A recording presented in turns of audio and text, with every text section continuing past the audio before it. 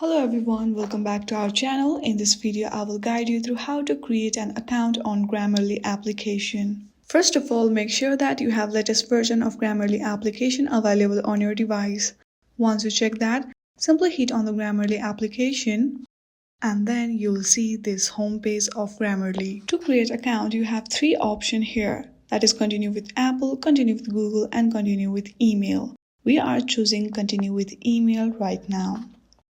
Here you have to enter your email address, create a strong password and give a name to your user and hit on the sign up button. Once you hit on that, a verification email has been sent to your email address. Enter the code and hit on done. And that's it.